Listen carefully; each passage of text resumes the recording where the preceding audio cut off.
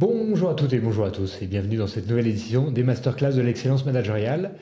On a le plaisir d'accueillir aujourd'hui Jean-Pierre Laher. Jean-Pierre Laher qui est un homme de réseau, un leader dans le bâtiment, une figure emblématique du bâtiment. Avant de le présenter, merci à tous de votre fidélité. Vous étiez très nombreux également la semaine dernière pour écouter Christopher Pratt. Christopher Pratt qui est un des plus grands skippers français aujourd'hui, qui était champion du monde de 4x20 à 20 ans, qui a gagné la Fastnet en 2019 et qui nous a parlé de l'analogie entre être sur son bateau, engager son équipe autour de compétitions particulièrement exigeantes, et puis le business. Et dans le business, on parle de garder le cap, être dans le même bateau, mettre les voiles, prendre le vent, naviguer à vue, ramer à contre-courant. Tout ce vocabulaire qui nous prend aujourd'hui, qui vient de notre tradition maritime française. Et je vous invite à retrouver cette masterclass tout à fait passionnante de Christopher Pratt sur notre chaîne YouTube ou sur votre plateforme de podcast préférée. Les masterclass de l'excellence commerciale sont rendues possibles par Incentive. Incentive, c'est la plateforme préférée des managers pour les aider à motiver et à faire grandir leurs équipes.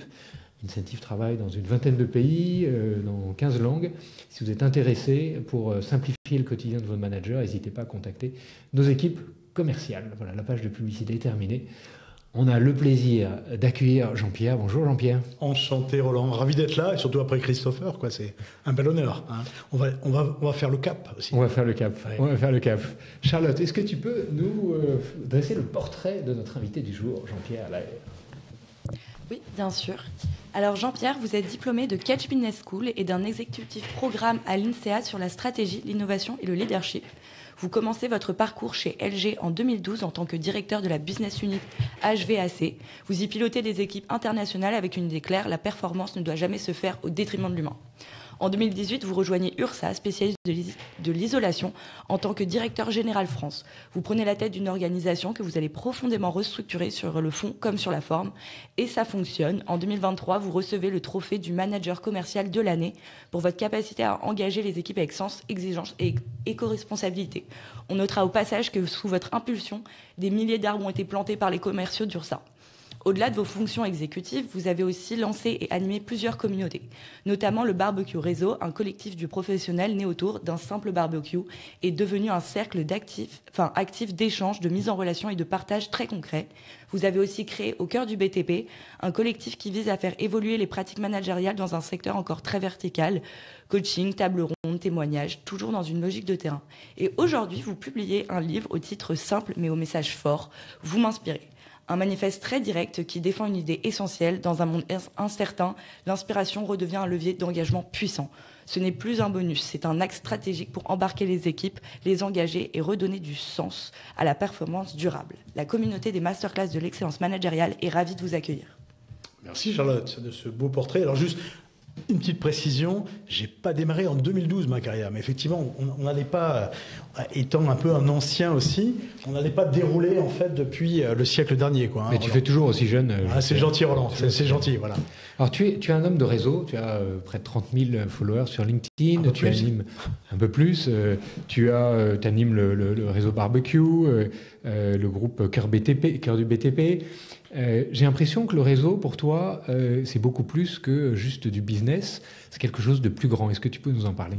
Oui, clairement. En fait, dans le réseau, en fait, moi, ma conception du réseau, c'est pas j'attends quelque chose de toi, donc je suis dans le réseau, quoi. Parfois, il y a des gens qui comprennent pas le concept et qui pensent que c'est recevoir, peut-être en donnant un petit peu, mais voilà, ils savent pas trop. Pour moi, en fait, c'est un peu une raison d'être. En fait, ce que j'aime, c'est pour ça que je suis dans le BTP aussi, parce que l'humain y est fort. Hein. Mon mantra, d'ailleurs, c'est vert, digital et toujours plus humain. Et je pense que voilà, l'humain, pour moi, est au cœur, d'où le cœur du BTP aussi.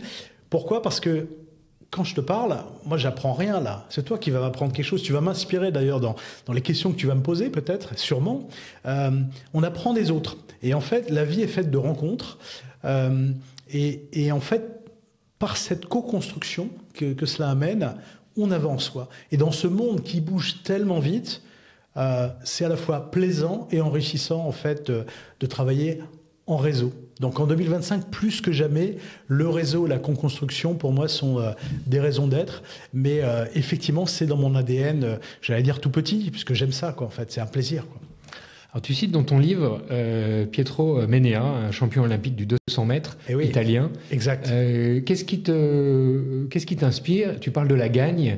En quoi est-ce que Pietro Menea il représente la gagne telle que tu la conçois? Claire. D'ailleurs, c'est amusant que tu reparles de la gagne et que tu prennes cet exemple tout de suite parce que, d'ailleurs, sur le titre du bouquin, certaines personnes m'ont suggéré, Denis Gentil, d'ailleurs, qui a coécrit le bouquin avec moi, me disait, tiens, on pourrait dire la gagne.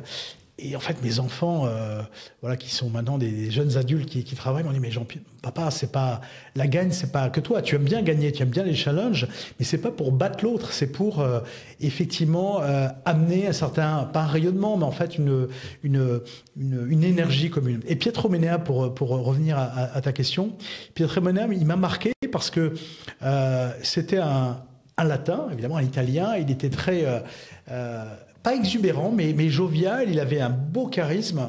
Et d'ailleurs, c'était le premier sprinter, en fait, blanc, hein, parlons de couleur, mais c'est vrai que à courir le 200 mètres sous les 20 secondes.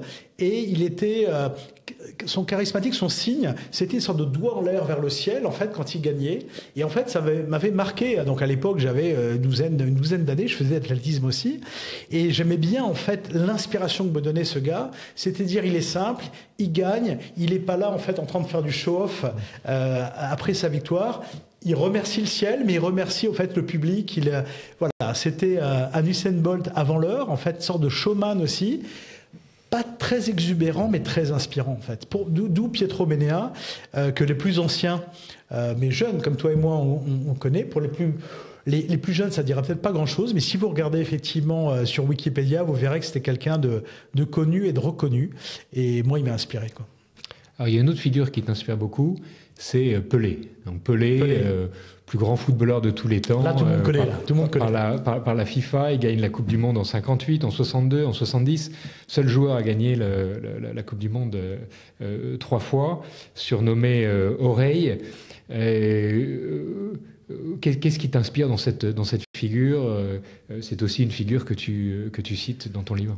Alors c'est une figure intemporelle. Je crois que c'est ça qui est pertinent. C'est-à-dire qu'il ne correspond pas à une époque du football. C'est-à-dire que quand on pense au Brésil, quand on pense au football, bah, tout de suite on va penser à Pelé, qu'on ait 10 ans, 20 ans ou 80 ans. Et en fait, derrière cet homme-là, c'est effectivement la joie du collectif, la performance individuelle pour le collectif qui est exceptionnelle et une maturité très jeune. Dès 16 ans, il gagnait sa première Coupe du Monde de football. Il a toujours été dans la transmission. On n'a jamais vu cette personne en fait prendre les lauriers pour lui. Et c'est vrai que quand du coup la Coupe du Monde est arrivée au Brésil et que c'est lui qui était là en ambassadeur, ben, c'est extraordinaire parce que c'est une figure intemporelle. Et d'ailleurs, pourquoi elle est intemporelle? Parce que derrière, c'est la réputation de l'homme, c'est l'inspiration qu'il procure.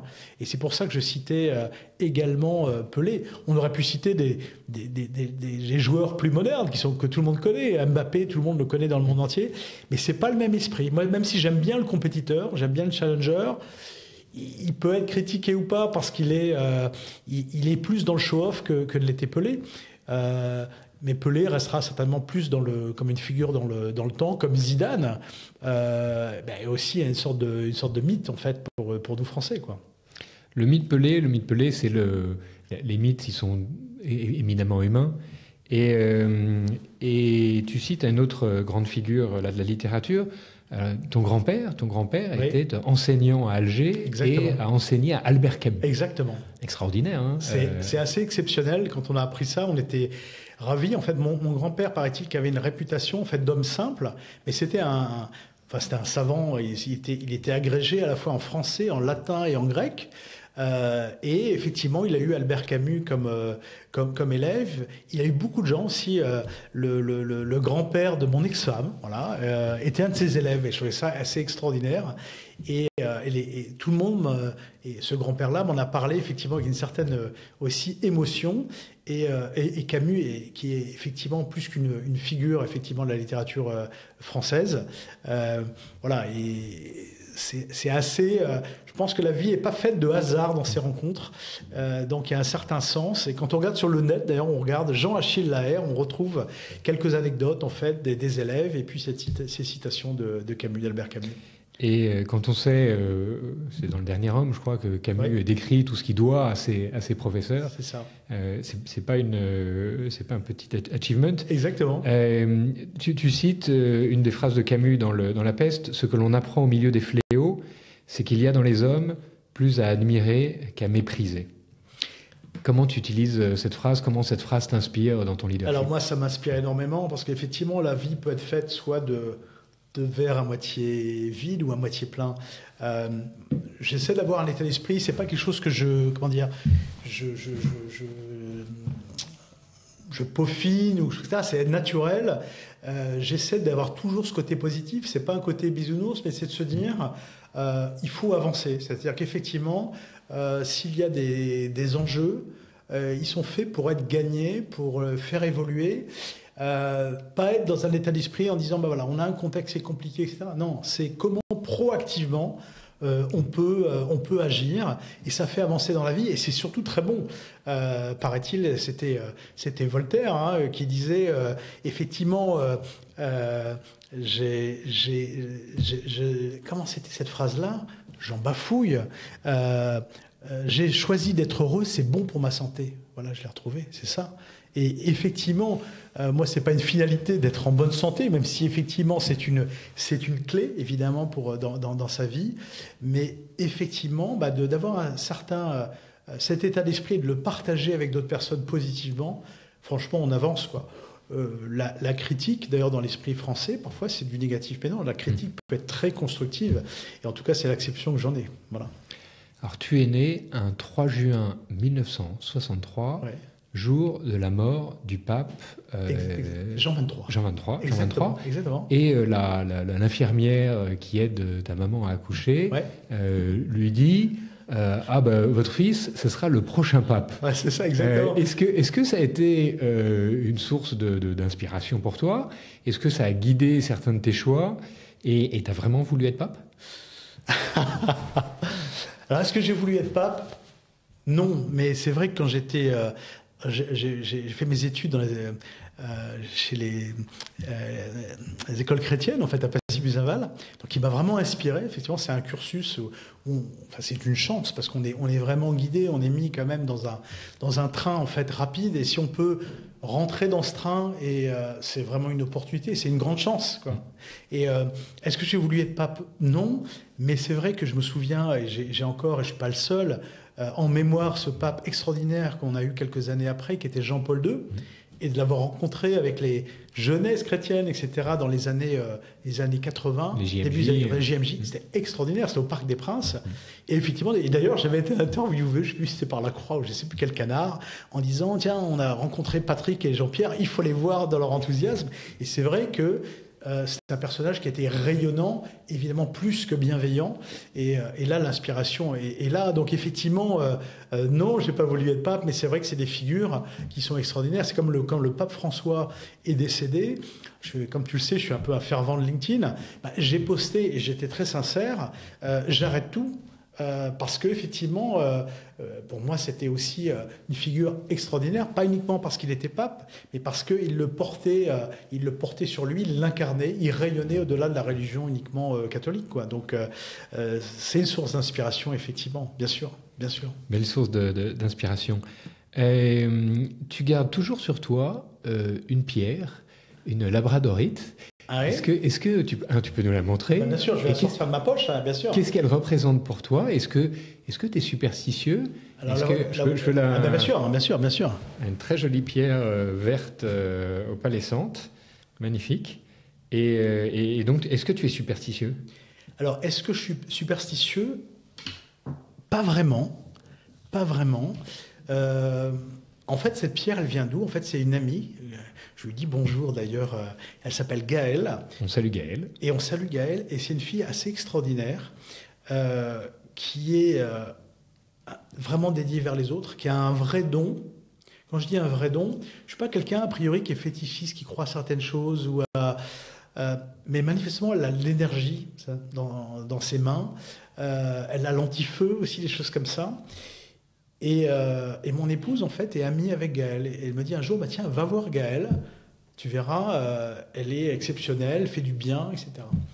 Et le fait est, j'ai senti, en fait, beaucoup d'énergie. En fait, elle te permet, en fait, de te ressourcer réellement. Et dans les premières fois où je suis allé la voir, elle m'a dit, tiens, Jean-Pierre, j'ai pensé à toi. Cette laboratoride va bien t'aller. Elle va t'apaiser. Alors, c'est pas que j'ai besoin vraiment d'apaisement, mais je suis quelqu'un plutôt, on va dire, énergétique. Et donc, c'est important de temps en temps de se ressourcer. On ne peut pas être tout le temps à fond. Alors, je suis souvent à fond, pratique, j'ai réputation à fond. Mais néanmoins, il faut... De temps en temps, je dis en plaisantant, j'arrive à me fatiguer, quoi, entre guillemets. Et en fait, c'est assez apaisant. Les fois où j'ai pas ma pierre dans la poche, elle me manque, quoi. Donc, je voyage avec elle. En général, elle est toujours avec moi. Là, j'étais en voyage assez loin. Elle était plutôt dans mon sac à dos ou à l'hôtel. C'était pas très grave pour pas la perdre, parce que je pense que ça me ferait un choc si je la perdais. Mais effectivement, et c'est la réputation des laboratorides. Effectivement, ça guide l'énergie aussi, et c'est ce côté apaisant. Donc, je suis pas superstitieux, mais voilà, elle me quitte plus depuis environ 5 ans à peu près, voilà. Et tu les gardes toujours dans ta poche. Elle est toujours dans ma poche, et je fais attention d'avoir une poche pour pas la perdre, en fait, effectivement. Et il m'est arrivé 1 ou 2 fois, pendant un vol ou un train, etc., la laisser sur mon fauteuil, et hop, j'ai senti quelque chose qui manquait, et j'ai tout de suite récupéré, quoi. Donc, mais ça me ferait mal, effectivement, de la perdre. Je sais pas comment je réagirais. Il faudrait que je revienne voir Gaëlle, mais il y a des choses qui se remplacent pas parfois, donc ça, c'est irremplaçable.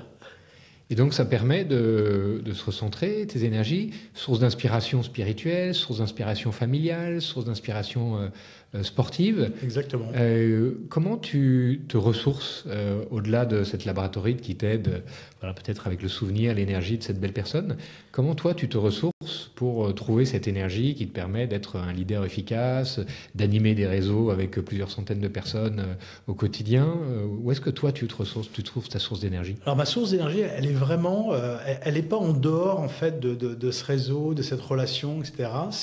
C'est le contact, l'échange que j'ai au quotidien qui me ressource. Parce qu'en fait, plus le temps passe, plus j'ai la chance, le luxe, en fait, de côtoyer les personnes avec qui j'ai envie d'échanger, en fait.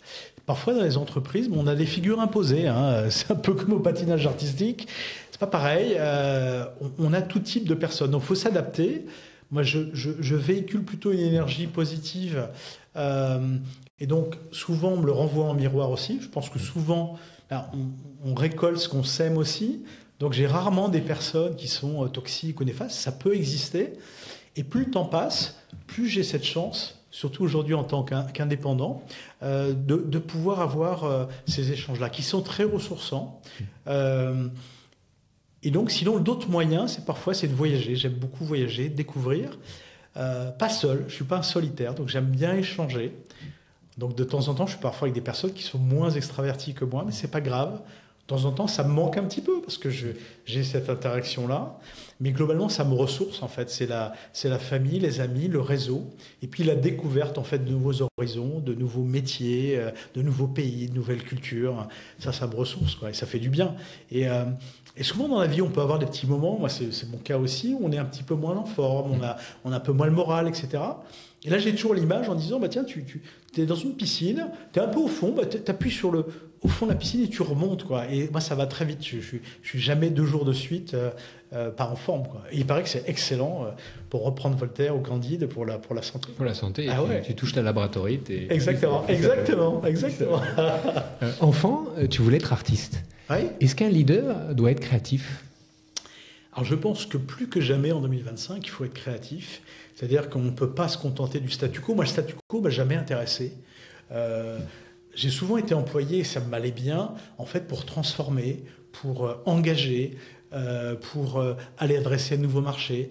Et tout ça, c'est de la découverte en même temps, de l'utilisation en fait, de ces compétences, de ce qu'on a vu par le passé. Donc, c'est une avancée. Et aujourd'hui, on a une telle vitesse d'évolution en fait, des environnements que le savoir qu'on a aujourd'hui, en juillet 2025, Ça sera plus le même. Ça sera plus le même peut-être dès le mois de novembre ou même peut-être avant. Donc en fait, je pense qu'il faut être dans cette adaptation et dans cet état d'esprit-là. Et ça, je pense que c'est une vraie essence, une vraie nécessité pour le manager d'être dans cette incarnation, en fait, dans cette curiosité. Je pense que c'est important d'être curieux. Moi, je suis un ultra curieux. Je ne vais pas dire que je m'intéresse à tout, mais à peu près. J'ai pas de limite. Ce que je connais pas, j'ai envie de savoir ce que c'est, quoi. Alors, soit je vais approfondir parce que vraiment ça m'intéresse, soit je vais passer, puis je vais avoir enregistré, passer un petit peu à autre chose, sans être dans le zapping. Mais je pense que voilà, c'est important pour avancer. En tout cas, c'est comme ça que j'évolue, quoi. Au-delà d'être créatif, un leader inspirant, pour toi, c'est quoi ? Un leader inspirant, c'est déjà celui qui respecte les autres. Je pense que c'est important. Il faut accepter la différence. Il faut par contre ne pas hésiter à être différent. C'est-à-dire très souvent, effectivement, quand on amène un changement, eh bien, autour de soi, on a une minorité de personnes qui sont tout de suite en accord avec ce changement, cette fameuse courbe du changement. Donc il faut savoir embarquer, ce que je vais appeler, pour ceux qui font du cyclisme, le peloton. En fait, on a les leaders qui peuvent arriver assez vite, qui peuvent évidemment t'aider en fait, à amener le peloton. Mais après, l'important, c'est d'amener ce peloton, d'amener le sens, d'expliquer le pourquoi. Le comment va arriver aussi, mais c'est le pourquoi je fais ça. Pourquoi je fais ça ? En quoi, toi, qui es collaborateur d'une entreprise, c'est un intérêt pour toi. Et souvent, parfois, ça peut être l'écueil d'une stratégie. C'est-à-dire, tu parles d'une stratégie, si elle est trop générique, les personnes ne voient pas trop en quoi ça les concerne. Ce qui est important, c'est pourquoi, pour eux, en fait, ça va permettre de contribuer à une action, un objectif. Chacun amenant sa pierre, j'aime bien cette image du colibri, chacun fait sa part, quoi, en fait. Voilà. Et ça, c'est le leader inspirant pour moi est celui qui va donner le cap, qui ne va pas hésiter aussi à sortir des chemins balisés, qui ne cherche pas forcément l'adhésion immédiatement, mais qui explique sa vision, qui explique son chemin et qui fait en sorte ensuite d'avoir, avec la vitesse qui sera possible, en fait, l'adhésion. Alors, c'est pas toujours facile à ajuster. Moi, j'ai eu parfois tendance à vouloir aller trop vite. Il faut faire attention. On peut lâcher le peloton. Parce que on n'est pas sur quelque chose d'habituel. Donc, il faut aussi savoir temporiser, donner du temps au temps. C'est pas pour ça, c'est pas renoncer à la vitesse, mais c'est adapter parfois la vitesse, en fait, du changement. Et ça me plaît. J'ai appris, en fait, à doser, à calibrer, parce que on m'a vite fait des feedbacks. Parfois, j'étais, entre guillemets, trop rapide. C'est pas que j'étais trop différent, c'est pas ça. C'est que il faut un petit peu laisser du temps, s'adapter aussi aux personnes qu'on a en face de soi et leur expliquer le pourquoi pour eux et le comment ensuite est clé. Évidemment, c'est l'exécution de la stratégie. Mais elle va assez bien si on a bien expliqué le pourquoi et le comment on va suivre. J'aime bien ta notion du peloton, parce que tu as été directeur commercial, on travaille beaucoup avec les directeurs commerciaux. Et finalement, dans les organisations commerciales, on met souvent en avant les stars, les meilleurs. Parce qu'ils font une grosse partie du chiffre, s'occupent des beaux clients. Et puis, il y a une tradition dans les organisations commerciales de compétition, d'émulation individuelle. Bien sûr. Et avec beaucoup de nos clients, on échange sur comment le monde évolue, comment la structure du travail des commerciaux évolue. Les commerciaux, ils deviennent de plus en plus en mode projet, donc ils doivent travailler en équipe. Et donc cette compétition où on met en avant les meilleurs peut être parfois contre-productive, parce que les meilleurs, de toute manière, ils sont ambitieux, ils sont déjà engagés. Et donc, même si je les mets en avant, je ne vais pas tellement obtenir plus de productivité, plus de business avec eux. En revanche, si on arrive à faire bouger le cœur des équipes, le fameux peloton que tu cites, là, il y a un potentiel de croissance extraordinaire. Au-delà de donner du sens, comment est-ce qu'on peut motiver ce peloton pour l'aider à se transformer plus vite ? Puisque finalement, en tant qu'entrepreneur, en tant que leader, on est quelque part des accélérateurs de temps. Il faut aller un peu plus vite que la concurrence pour gagner le marché. Comment est-ce qu'on peut accompagner, accélérer ces transformations avec le peloton ? Oui. Parce que je suis totalement ton point, c'est-à-dire que effectivement les meilleurs, c'est de la palissade, mais vont toujours rester les meilleurs. Et par contre, ta vitesse, les résultats de ton entreprise, c'est la vitesse du peloton. Effectivement, c'est pas la vitesse des leaders. Par contre, là, ce qui est très intéressant au niveau des des leaders, des meilleurs commerciaux, par exemple, si on prend les équipes commerciales, c'est justement les engager aussi pour diffuser avec toi. Tu n'es pas le seul leader, en fait. C'est de plus en plus, effectivement, on le dit classiquement, on est moins sur cette pyramide, on est sur quelque chose de plus collectif. Et je pense que de plus en plus, il faut justement utiliser ces têtes de peloton pour entraîner effectivement ce peloton. Parce que parfois, le message va être plus puissant si ça va être celui d'un collègue que celui du leader. Parce que le leader, on le regarde, oui, c'est le chef, il peut y avoir des caricatures encore, en disant le chef, il a toujours raison, il est ça, mais on n'est pas... Mais si on a un collègue qui a réussi par cette stratégie-là, qui le montre tout simplement à ses collègues, c'est jouable en plus. C'est pas qu'une compétition, c'est-à-dire qu'une équipe qui fonctionne, c'est pas uniquement des chasseurs de primes individuels qui sont là. De moins en moins, je connais maintenant de moins en moins de métiers où on va chercher les stars et que ça va faire le résultat. C'est le résultat collectif. C'est comme dans une équipe de foot, si on reprend... et bravo Paris, évidemment, mais c'est un cliché. Mais moi, j'adore en fait le management de Luis Enrique. Pourquoi ? Parce que il a récupéré une équipe de starlets, que starlets. C'est impensable de penser que Messi, Mbappé et Neymar n'aient pas gagné, et ils l'ont pas gagné cette Coupe d'Europe.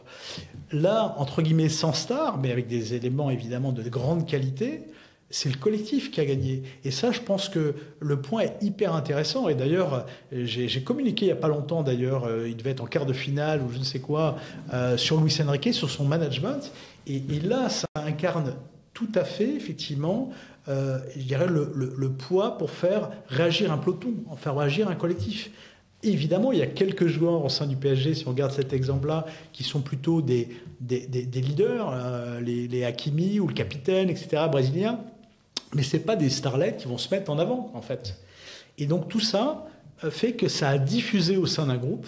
Et même les remplaçants, aujourd'hui, peuvent effectivement tout de suite prendre un match en cours et continuer à faire gagner l'équipe.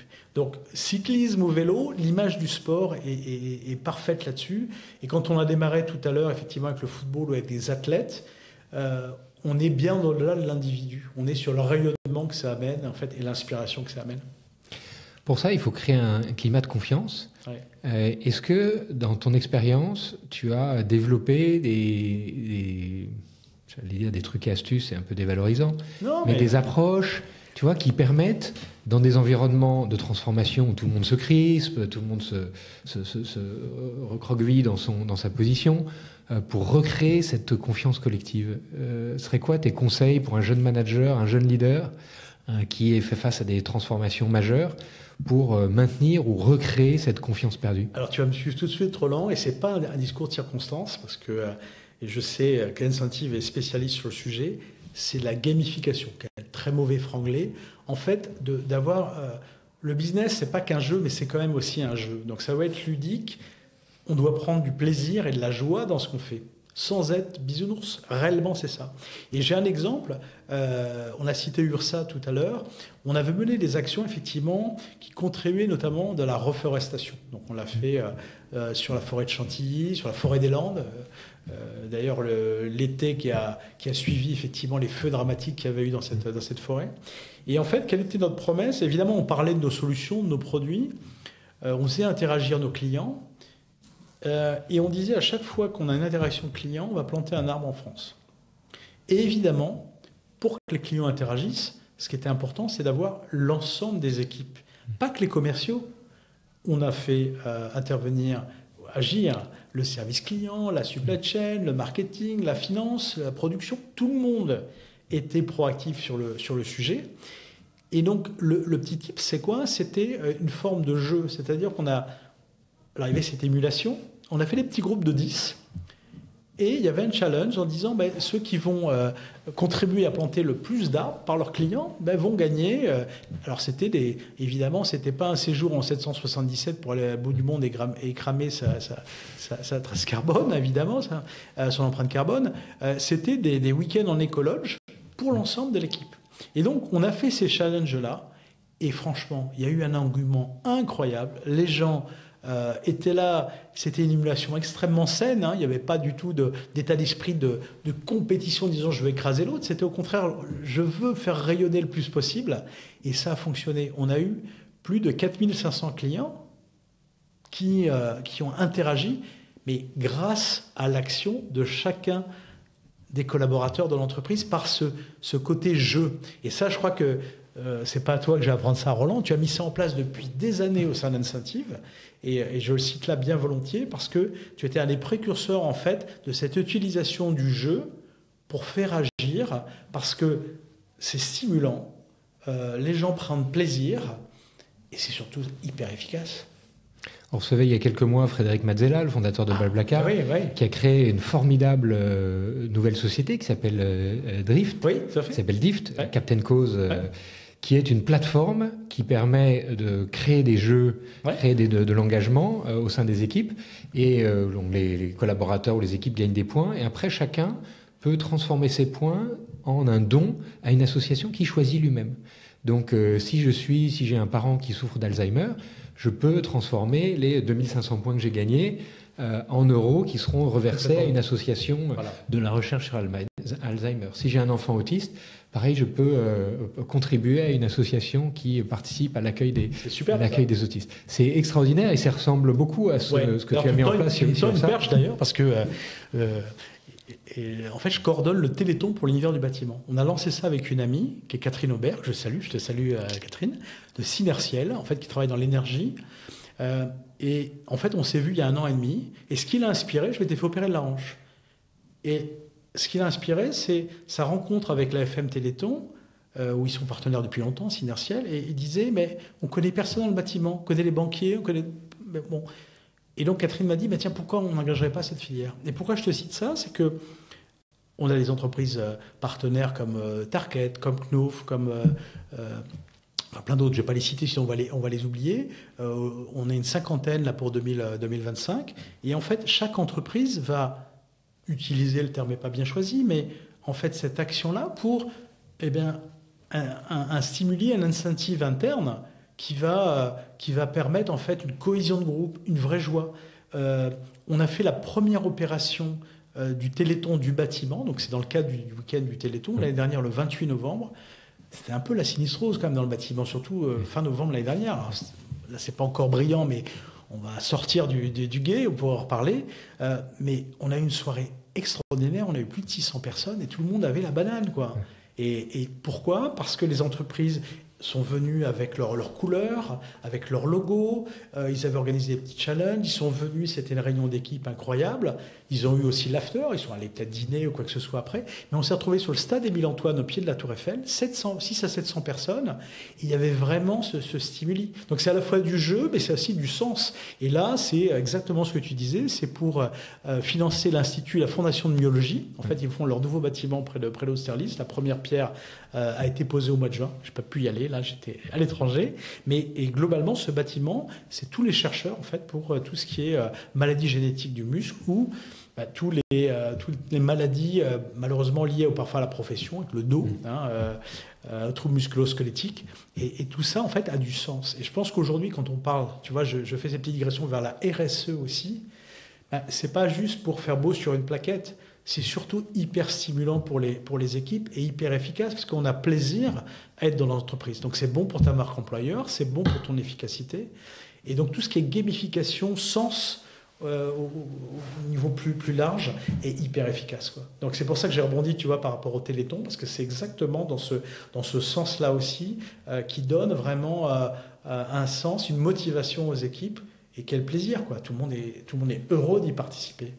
Tout le monde est heureux parce que c'est collectif et ça a du sens. C'est ça. 2 des grands leviers de motivation et d'engagement. On aura l'occasion d'en reparler la semaine prochaine puisqu'on fait une édition spéciale sur le dernier rapport Gallup sur l'engagement au travail. Très bien. Avec des conclusions assez dramatiques sur la situation de l'engagement des collaborateurs. Mais on peut la corriger. Et on peut la corriger. Exactement. Et on peut la corriger. C'est quoi le plus grand challenge d'un manager terrain, manager de proximité aujourd'hui? Il est souvent, entre le marteau et l'enclume, il y a les contraintes clients, tous les problèmes clients qui lui remontent en escalade, si on parle des organisations commerciales que tu connais bien. Il y a la pression du siège pour faire ses chiffres, pour avancer. Ouais. C'est quoi le challenge du manager? Et pourtant, le manager de proximité, il joue un rôle clé dans les transformations, parce que si on décide quelque chose du siège, mais que derrière, sur le terrain, il n'y a pas le relais du manager pour être l'ambassadeur, que ce soit le manager qui accompagne ses collaborateurs dans ces transformations, qui lui redonne confiance, dont on parlait tout à l'heure. Les projets de transformation, McKinsey a sorti une étude il y a quelques années, 71% des programmes de transformation échouent à atteindre leurs objectifs. C'est clair. Par manque de relais sur le terrain, par manque de pérennité des initiatives. Totalement. C'est quoi le grand challenge pour un manager et comment est-ce qu'on peut mieux les accompagner pour qu'ils deviennent des acteurs du changement heureux? Ouais, je crois que tu l'as un peu dit dans ta question, finalement, la clé, elle est sur l'exécution stratégique. C'est-à-dire que souvent, oui, il y a des beaux cerveaux en fait dans les sièges où on a un papier stratégique qui est très bien fait ou qui est parfois sous-traité par des gens brillants aussi. Tu citais McKinsey, BCG, enfin il y en a plein qui comprennent très vite, qui vont t'aider à modéliser en fait en même temps ta pensée, ta stratégie. Bon, l'IA maintenant aussi amène un support, faut se dire les choses. Donc par contre, si tu poses pas la bonne question, tu n'as pas la bonne réponse avec l'IA sur ton prompt. Donc on est sur ce sujet-là. Donc en fait, effectivement, le rôle du leader, du manager, il est à la croisée des deux mondes. Effectivement, tu as la pression qui peut être parfois même court-termiste, paradoxalement, du siège ou de l'actionnaire. Court-termiste parce que il a besoin en fait d'avoir un payback et du résultat. Et pour peu que les boîtes soient cotées, c'est le quarter, c'est le trimestre. On connaît l'histoire. On a besoin d'avoir cette vision donc, et cette action court terme, mais aussi moyen terme. Donc, il faut effectivement faire attention. Donc, ça, c'est sur la partie stratégique. Mais sur l'exécution, tu peux avoir le plus beau papier stratégique du monde. C'est ce que tu disais. Si ton équipe ne suit pas, ça vaut rien. Et souvent, moi, ce que j'ai constaté, c'est que ces écarts peuvent être là. Donc, notre job en tant que leader, c'est de faire en sorte, effectivement, de faire cohabiter ces deux mondes. Et donc, la difficulté, elle est là. Et par contre, la clé, pour moi, elle est absolument claire. Certes, c'est toi, en tant que leader, qui as cette responsabilité-là. Et ça le reste.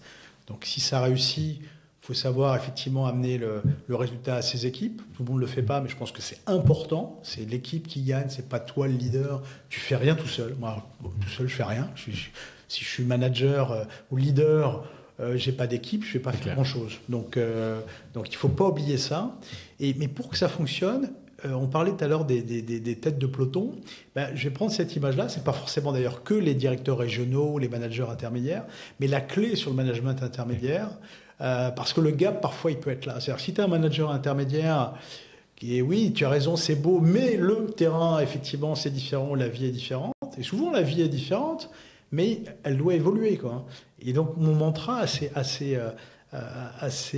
fréquent que j'employais devant les équipes et les actionnaires, c'était de dire, si on prend l'exemple du bâtiment, on est dans un métier très traditionnel qui doit évoluer, qui évolue très vite. Donc, si tu évolues trop lentement, tu es mort. Si tu vas très vite, tu perds aussi un certain nombre de gens, donc tu es hors marché aussi. Donc, en fait, il faut le bon mix. Donc j'appelle ça comme ça, entre tradition et innovation.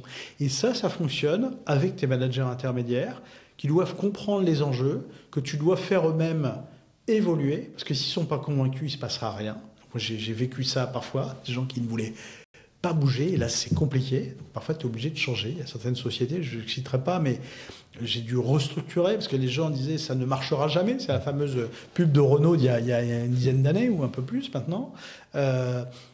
Si les choses doivent bouger, le monde de 2025 ne sera pas le même, celui de 2026, et est très différent de celui de 2024. C'est cette fameuse accélération. Donc il faut s'adapter, il faut faire en sorte aussi que les managers aient ce savoir-être et cette mindset en fait de changement, qu'ils le comprennent et qu'ils passent ces messages à leurs équipes. C'est eux qui vont convaincre les équipes, c'est pas toi uniquement le leader. Paraît-il que nul n'est prophète en son pays, mais il faut effectivement avoir dans son pays les ambassadeurs qui vont bien pour pouvoir exécuter cette stratégie. La clé sur l'exécution stratégique. Et alors, à ton avis, pourquoi, et ça c'est une stat qui date qui vient des États-Unis, mais je pense que c'est la même chose en France quand on échange avec nos clients, les entreprises dépensent 30% de moins dans la formation de leurs managers que dans leurs collaborateurs. Là, on parle des organisations commerciales, des commerciaux. Et alors que toi, tu dis finalement, ces managers intermédiaires et toutes les couches, parce que c'est pas juste le manager terrain, c'est aussi souvent les managers au-dessus qui sont encore plus à l'ancienne parce qu'ils ont un historique peut-être un peu plus lourd que les autres, donc il y a encore un peu plus d'inertie. Pourquoi est-ce que les entreprises prennent pas à bras le corps ce sujet du management intermédiaire pour l'aider à évoluer? D'où est-ce que ça vient? Alors, on a quelque chose d'un petit peu paradoxal en ce moment, et on le voit par exemple dans le bâtiment. Je te parlais de réseau. Je connais beaucoup de gens directement. Je les ai pas de manière éloignée, donc je les appelle sur leur portable, etc. Mais les gens sont de plus en plus compliqués à joindre. Pourquoi? C'est pas qu'ils veulent pas te parler, c'est qu'ils ont une pression. On parlait du court et du moyen terme. Oui. Il y a une pression qui, pour moi, est trop court terme.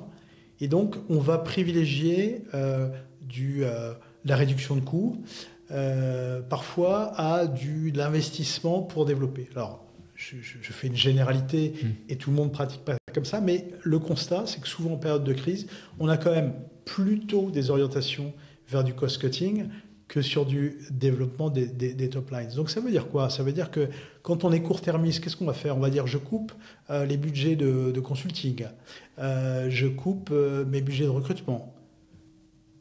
Mon OPCO a moins d'argent, donc je vais couper mes budgets de formation. Moi, je me porte à faux de cela. Alors effectivement, ça peut être vu parfois comme une vue de l'esprit, mais je pense que l'expérience prouve que d'être raisonnable sur ses coûts, mais pas d'être drastique, en fait, d'être manichéen, c'est-à-dire je fais tout ou je fais rien.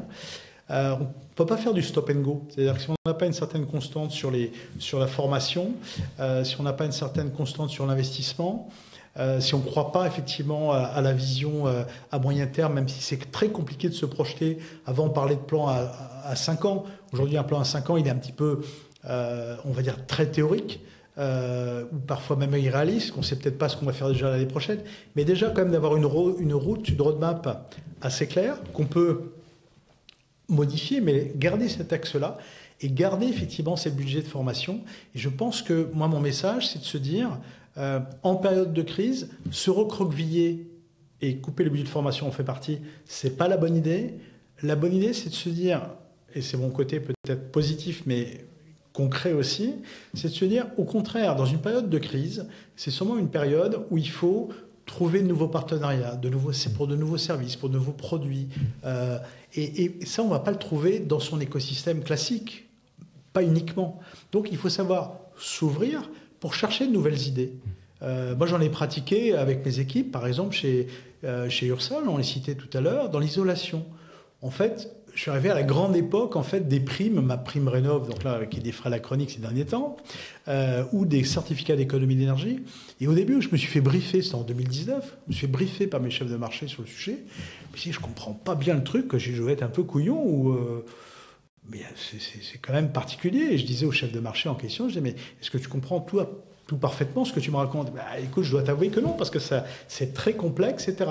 Et donc, dans ces cas-là, le sujet, c'est de se dire, soit j'ai une aubaine de marché, et je vais capter, mais après, quand ça va tomber, je n'aurai plus rien. Donc, stop and go, j'ai un soufflet, boum, terminé.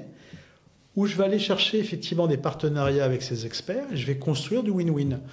Et là, en l'occurrence, on avait trouvé du coup un nouveau modèle, qui était de se dire... les gens qui sont délégataires, qui vont chercher ces certificats pour les obliger, les gens comme Total, EDF, etc., ils ont besoin de réseaux installateurs. Nous, on a des réseaux installateurs qui sont des clients indirects.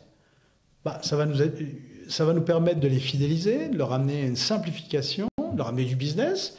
Puis ça amène du lead aux délégataires. Donc, les délégataires nous payent pour amener du lead. Nous, on fidélise nos clients. Donc, on vend 2 fois. On a fait un carton par rapport à ça. Mais pourquoi on l'a fait? Parce qu'on est allé chercher, en fait, de nouvelles idées. On est allé chercher l'expert qui allait bien sur le sujet, parce qu'on n'est pas omniscient et surtout pas. Donc, dans ces périodes de crise, pour moi, la clé, c'est d'aller trouver ces partenaires-là. Alors, je citerai LinkedIn, mais il n'y a pas que LinkedIn, mais... Globalement, LinkedIn, c'est un accélérateur incroyable de rencontres dans la vraie vie. Tu communiques sur la RSE. Moi, c'est ce que je fais très souvent. Je te le donne en mille. Les gens qui ont des innovations dans la RSE, ils viennent vers moi. Les arbres, c'est bête comme chou, mais Pourquoi on a fait cette action où il y avait 4500 partenaires en fait qui sont allés, et les équipes qui se sont engagées, les équipes de l'entreprise? C'est parce qu'un jour, un gars avait une start-up qui s'appelle All Colibri, je le salue, hein, et il m'a dit, Jean-Pierre, voilà, nous on a une application, ça permet de valoriser en fait la plantation d'arbres, le nettoyage d'océans, et vous pouvez engager vos partenaires, vos clients, etc. Je dis, attendez, on va faire un truc tout simple. À chaque fois qu'il y aura une interaction, on va le mettre sur votre appli et puis on va planter des arbres. On ne va pas planter des choux, on va planter des arbres. Mais en fait, le truc est simple, mais il faut pas des choses extravagantes, il faut des choses concrètes, compréhensibles. Parce que si tu es expert et tu racontes un jargon que je ne comprends pas, c'est pas intéressant, quoi. Tu vois, et donc tout ça, ça permet, en temps de crise, en fait, d'aller chercher de nouvelles idées. Tu vois. Les C2E, honnêtement, je ne suis pas un expert, mais là, c'était après le Covid. J'étais la personne, je crois, en toute modestie, le plus interviewé par la presse, etc., sur comment être proactif sur les marchés de la rénovation, quoi. J'étais invité partout. Alors évidemment, comme je disais en plaisantant, j'ai une facilité à vulgariser, parce que je ne suis pas expert, quoi, mais j'essaie d'avoir une image un petit peu globale du sujet, et puis avoir les bons experts ad hoc sur les sujets. C'est la clé, d'ailleurs, dans toutes tes équipes, que ce soit en interne ou en partenariat.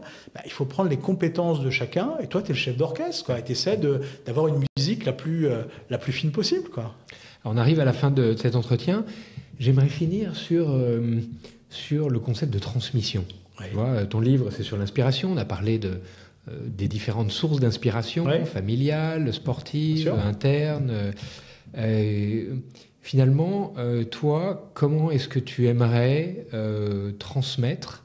Qu'est-ce que tu aimerais transmettre à tes enfants, à tes managers, à tes équipes? Qu'est-ce que tu voudrais qu'ils disent dans quelques années quand ils diront « Jean-Pierre m'a inspiré ». Qu'est-ce que tu aimerais transmettre? Alors moi, ce que j'aime transmettre, et souvent on me donne ce feedback-là, et je m'y retrouve, c'est d'être une sorte de liant en fait, entre les personnes, c'est-à-dire mettre les gens en relation au bon moment pour le bon sujet. Et en fait, mon interaction, c'est vraiment cette action de réseau pour que tu rencontres la bonne personne au bon moment, qu'ils interagissent. Alors évidemment, c'est très satisfaisant pour toi parce que tu coordonnes un petit peu ça, mais je ne fais pas ça dans un but de pouvoir ou de quoi que ce soit. C'est le plaisir en fait que les gens se rencontrent et que moi je les rencontre avec eux. Ça c'est extraordinaire. Donc c'est ce que j'ai essayé de retranscrire dans le bouquin Vous m'inspirez. C'est ça, c'est des rencontres qui m'ont marqué. Et l'idée c'est quand tu lis le bouquin, c'est pas uniquement dire quelles sont la vie et l'œuvre de Jean-Pierre. C'est ce que j'avais dit d'ailleurs à Denis Gentil avec qui on a coécrit le bouquin. Je lui ai dit écoute, ma vie, mon œuvre, bof. On l'a fait d'ailleurs parce qu'un jour il me dit tiens c'est marrant, t'as démarré au laboratoire UPSA, maintenant t'es chez URSA. Je lui ai dit tiens on pourrait écrire d'UPSA à URSA.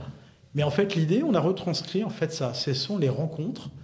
Et quand tu lis le bouquin, l'idée c'est que tu te replonges dans tes propres rencontres qui t'ont inspiré. Donc en fait mon message c'est de se dire pour s'adapter, il faut aller dans cette interaction, dans cet échange. Tu apprends des autres, c'est de la palissade mais c'est bon de l'avoir en tête. Et tu le fais pas foncièrement avec un intérêt. Si les gens me contactent, par exemple, pour le réseau, on a parlé du barbecue réseau, au départ, c'est de l'aide à la transition professionnelle. Bon, les gens ils me disent, mais qu'est-ce que je peux faire pour toi? Au départ, je ne fais pas ça, j'attends rien de particulier. Évidemment, si un jour tu as un besoin, etc., que tu fais appel à moi, ça va me faire plaisir. Et effectivement, c'est bien, mais je ne le fais pas au départ parce que j'attends quelque chose, j'attends pas une contrepartie au départ. Mais en fait, l'échange en tant que tel est hyper riche. C'est pas parce que je t'apporte quelque chose, un contact de ma part Pierre-Paul Jacques pour tel sujet ou pour ton job, que l'échange qu'on va avoir ne va pas m'apporter quelque chose. Il va m'apporter quelque chose parce que tu vas m'apprendre ton métier, ce que tu as fait. Ça va m'inspirer aussi également. Donc mon message, c'est vraiment ce point-là. Et ce point-là, il est important pour s'adapter. Je pense que la clé 2025, plus que jamais, et sur les années à venir, et pour tous les jeunes qui arrivent et les moins jeunes, c'est savoir constamment s'adapter, garder son cap aussi, garder ses racines, ses valeurs, mais aussi rester agile, rester sous contrôle, parce que s'adapter, c'est pas aussi subir, par exemple, l'IA. L'IA est un excellent outil, au contraire, pour piloter, pour que l'humain reste au cœur en fait, du dispositif. Mon message, il est vraiment là. L'humain au cœur du dispositif. Une dernière question qu'on pose à tous nos invités qui sont assis à cette chaise. Est-ce qu'il y a une phrase, une citation qui t'inspire particulièrement? Alors, il y en a plusieurs, et je savais que tu allais me poser cette question. Alors, je te disais mon mantra. Alors là, c'est de ma pomme, donc c'est pas très pertinent, tu vois. Mais c'est ma signature, c'est vert, digital et toujours plus humain. Tu vois, c'est ce mantra-là, en disant, voilà, il faut effectivement, c'est pas juste pour faire beau, être dans l'environnement et dans le sociétal et dans l'économique aussi. Donc, ce côté RSE, mais ce côté vert. Digital, parce que c'est la vie actuelle, elle est digitale, elle doit être agile. Mais après, le troisième point qui est clé, c'est l'humain. Et derrière tout ça, effectivement, il y a des phrases qui m'inspirent. Alors effectivement, si c'est la gagne, tu vois, c'est le triptyque olympique, tu vois, plus vite, plus haut, plus fort. Ça, évidemment, ça m'inspire. Mais aussi des phrases comme Mark Twain qui disait, tu vois, il savait ou il pensait que c'était impossible, alors ils l'ont fait. Tu vois, c'est pas se mettre ces barrières-là, être sur l'adaptation et avoir cet état d'esprit-là. Donc, tu vois, j'ai cité ou quelqu'un qui m'a aussi beaucoup marqué, c'est André Comte-Sponville, tu vois, qui disait s'adapter pour durer. Et ça, il l'a dit en 2000 ou 2001, mais c'est encore plus vrai aujourd'hui en 2025, tu vois, s'adapter pour durer. Et ça, c'est extraordinaire, quoi. Et bien, grâce à toi, on a un peu plus d'inspiration pour s'adapter et pour durer. Un immense merci de ta présence avec nous aujourd'hui. C'était un grand plaisir, Jean-Pierre. C'était un plaisir. D'ailleurs, peut-être que je vais te le citer d'ailleurs. En général, tu parles de bouquins aussi qui m'ont inspiré par rapport à ça. Et je voudrais citer d'ailleurs quelqu'un d'assez exceptionnel qu'on a un peu vu dans l'actualité là récemment, qui est Christian Clot, qui a écrit un bouquin que je conseille, qui sont les clés de l'adaptation humaine. Les clés de l'adaptation humaine.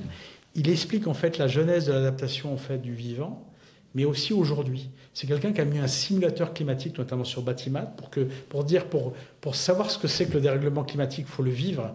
Donc tu vas vivre à 50 degrés pour voir comment tu réagis. Et c'est quelqu'un d'extraordinaire. J'avais fait intervenir, d'ailleurs, on parlait d'inspiration souvent, c'est les personnes. Il était intervenu dans mon entreprise en 2019, avant le Covid, coup de bol finalement, mais on était vraiment dans cette adaptation. Donc voilà ce que je voulais passer aussi, adaptation, adaptation, adaptation, et derrière ça avec l'humain. Restons agiles. Un immense merci, Jean-Pierre. Merci Roland, un grand plaisir. Je vous remercie de votre fidélité à tous et à toutes. On se retrouve la semaine prochaine pour une édition spéciale sur le dernier rapport Gallup qui mesure l'engagement des salariés dans le monde sur une dizaine d'industries différentes. C'est un rapport qui est absolument passionnant qu'on essaiera de décortiquer ensemble. Bonne journée et à très bientôt. À bientôt.